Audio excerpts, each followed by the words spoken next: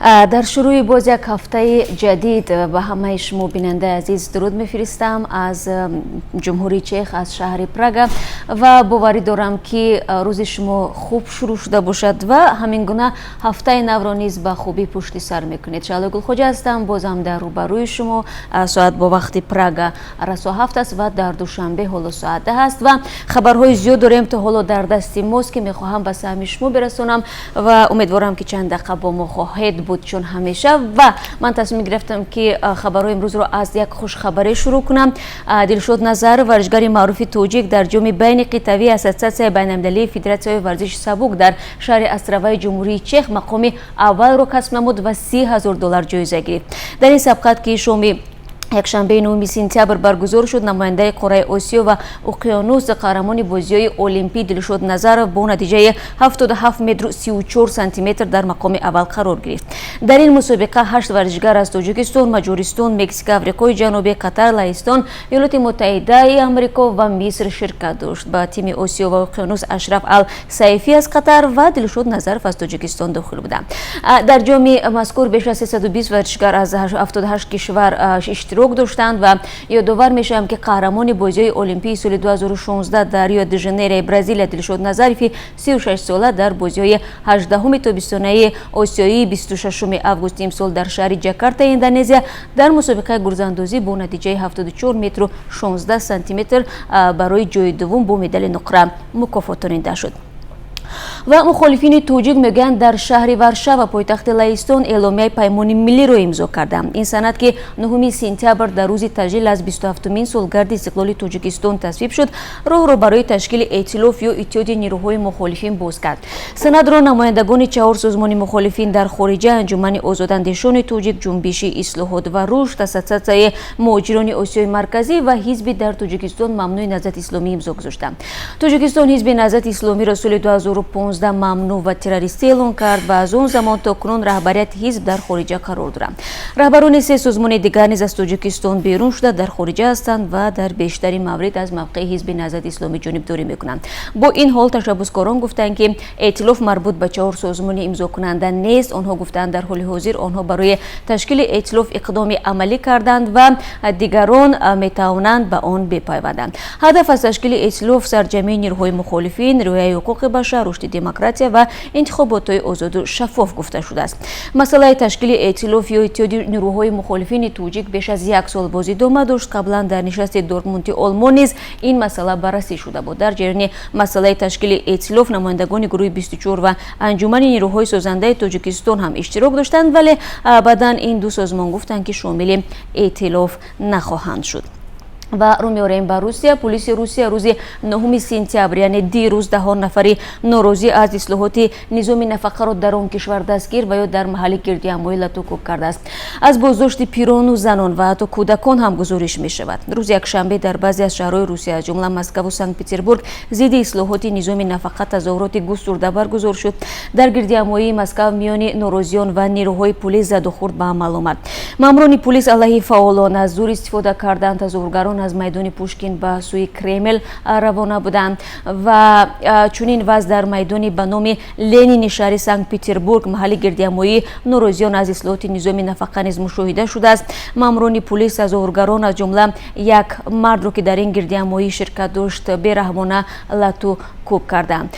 خب طور شما هم میدانید میانه‌های ماه ایون امسال دومای دولتی تحریک قانون اصلاحات درباره تدریجاً بالا بردن سن بازنشستگی را در خوانش اول قبول کرد که سن نفقه را برای مردان 65 و برای زنان 63 ساله معین کرده بود و تحریک قانون باعث نگرانی و نارضایتی شدید مردم شد که به این هم در 4 سال اخیر در شرایط بالاروی نرخ و کم شدن درآمدی ماهانه رنج می‌کشیدند. پرزیدنت ولادیمیر پوتین 2 هفته قبل از این قبول شدن این طرح گفت که زنها میتوانند در سن 60 نه 63 سالگی به نفقه برآیند، ولی این حالت هم مایه نارضایتی مردم را کم نکرد. بنگاه‌های آموزش افکار عموم گفتند که معروفیت پوتین بعد این تشبوس بحث برانگیز به نظررس خیلی نظررس کاهش یافته است. و وزارت کارهای داخلی تاجیکستان میگوید که ساکنان ولایت مختار کوهستان بدخشان تا تقریبا 1 ماه اخیر 39 силои оташфишонро ихтиёрӣ ба нирӯҳои пулису амният супориданд. вазорат рӯзи 9 сентябр дар як баёнияи расмӣ гуфт ки аз ин ҳисоб 11 тапончаи тамғаи Макаров, 8 силои оташфишони тамғаи АКМ, 1 пулемёт ва 19 адад силоҳи дигар будааст. ҳамасола ҳодисаҳои истифодаи силои оташфишон аз ҷониби афроди мулкӣ дар баҳсҳои маишӣ дар вилояти Бадахшон сабт мешавад. аз ҷумла як сокини шаҳри Хорух бидуни зикри номаш дирӯз гуфт ки эҳтимолан маъракаи халли сило дар пайи корҳои фаҳмондадӣ сурат гирифтааст. ӯ гуфт ки чанд муддат боз дар вилоят намояндагони мақомоти гуногун ҳузур доштанд ва бо сокинон ҳам суҳбатҳо анҷом доданд. хуб дар вазорати корҳои дохилии Тоҷикистон низ пинҳон намекунанд ки аъзои истоди байни идоравии ҷумҳуриявии таъмини тартиботи ҷамъиятии амнияти шаҳрвандон ва бехатарӣ дар вилояти Бадахшон ҳузур дорад ва мақомот гуфтанд ки ин ситод нағзи қоидаҳои ҳаракат дар роҳҳои вилоятро низ зери назорат гирифтааст. خب خبر اختیاری سپردن تقریبا 40 سیلوی آتشفشان و تنظیم حرکت در راهها در حالی است که انتظار می رود رئیس جمهوری تاجیکستان بعد تجلیل از جشن استقلال با سفر کاری به ولایت بدخشان برود. هفته گذشته برخی از نمایندگان حکومت بدخشان در صحبت با رادیو آزادی گفته بودند که این شب و روز به سفر پرزیدنت به این ولایت آمادگی میگیرند. رو می‌آورم به خبرهای جهانی. گروهی به نام دولت اسلامی مسئولیت بمبگذاری مرگطلبانه در روز گرامی‌داشت خاطره احمدشاه مسعود را بر عهده گرفته است. در نتیجه این حمله در روز 9 سپتامبر در شهر کابل 9 نفر کشته شدند و 25 تن دیگر زخم برداشتند. بمبگذاری مرگطلب در این روز سواری موتورسیکل به ازدحام مردم نزدیک آمده و خود را ترک کرده است. احمدشاه مسعود فرمانده تاجیک تبار افغانستان که او را برای مبارزه به امانش با ارتش شوروی و طالبان شیر پنشیر میگفتند 9 سپتامبر سال 2001 کشته شد. 2 نفر که خود را خبرنگار معرفی کردند مواد ترکنده را در دستگاه نواربرداری خود نصب کرده بودند و هنگام در روبروی کامera قرار داشتن احمدشاه مسعود آن را انفجار دادند. چند ساعت پیش از بمبگذاری مرگطلبانه روز 9 سپتامبر در کابل ماموران امنیتی یک مرد را کشتند که قصد داشته است خود را در نزد طرفداران احمدشاه مسعود بتر کند. و با اوج گرفتن تنش‌ها میان ایران و اسرائیل محمد جواد ظریف وزیر امور خارجه ایران فرارسیدن سوری نو یهودیان را به این مردم در کشورش و در سراسر جهان تبریک گفته است. او در یک پیام کوتاه تبریکی در توییتر نوشته است چون آفتاب راه را برای ما باز میکند من به تمام یهودیان هموطنم و یهودیان سراسر جهان سال نو امن و آسایش را آرزو میکنم. ضمناً ایران اسرائیل را به حیث کشور به رسمیت نمیشناسد و رهبران آن سالها گفتند که اسرائیل نباید وجود داشته باشد. حسن روحانی رئیس جمهور ایران روز 8 سپتامبر آمریکا و اسرائیل را دشمن‌های اصلی کشورش نامید. از این پیشتر در روز 5 سپتامبر اسرائیل گفت هر گونه تأسیسات نظامی ایران در سوریه را نابود می‌کند. ایران یکی از حامیان اساسی بشار اسد رئیس جمهوری سوریه است که 7 سال از در آن جنگ داخلی ادامه دارد. در ایران از عهد باستان یهودیان زندگی می‌کنند ولی بعد انقلاب اسلامی در سال 1979 تعداد آنها از 85,000 نفر به 10,000 نفر رسیده است.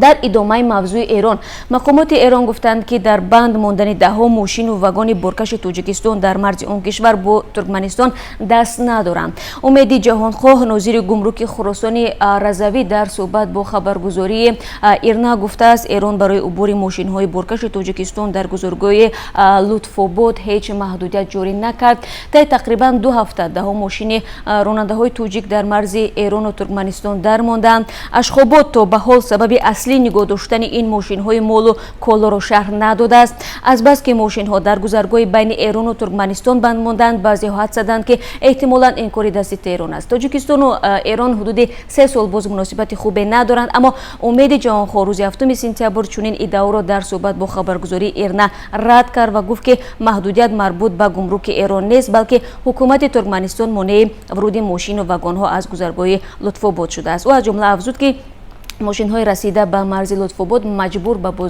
بازگشت و ادامه مسیرشان از مرزهای شمال غربی ایران هستند. گمرک ایران با ارسال نامه از ممانعت ترکمنستان برای ورود ماشین های بارکش که به تاجیکستان باید بروند گمرکات خراسان رضوی را آگاه کرده است. خراسانی رضوی مالهای تولیداتیش را اساساً به افغانستان و ترکمنستان، تاجیکستان و کشورهای دیگر آسیای میانه صادرات می‌کند. وزارت نقلیات تاجیکستان به رانندگان مصلحت داد که برای بازگشت به کشور از قلمرو آذربایجان و قزاقستان استفاده کنند. وزارت در یک اظهارات رسمی گفت این رو در مقایسه با راه ترکمنستان، ازبکستان و تاجیکستان طولانی‌تر است، ولی عین حال یگانه علاج همین است. مشکلات در حرکت ماشین‌های باربرگ ترکمنستان یک روی ترانزیتی آنها به تاجیکستان محسوب می شود. بعد فرصت کوتاهی از آن پیش آمد که امالی رحمان رئیس جمهوری تاجیکستان به اشخاباد سفر کرد و با قربانگلی بردی محمدوف رئیس جمهوری ترکمنستان ملاقات داشت. و یک خبر دیگر هم هست بیننده عزیز.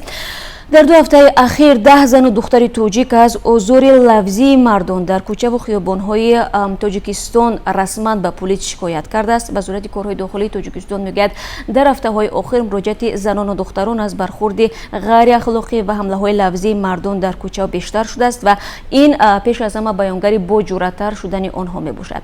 نصرت الله سعید زاده یک کارمند دفتر مطبوعات وزارت کارهای داخلی گفت که اکثر شکایت‌ها از آزار لفظی بانوان در کوچه و خیابان‌ها و بازارها ثبت شده است. بانوانی که شکایت کردند در اکثر حالت ثبت اعمال ناشایسته جوانان را طریق شبکه‌های اجتماعی و تلفن‌های موبیلی خود در اختیار پلیس گذاشتند.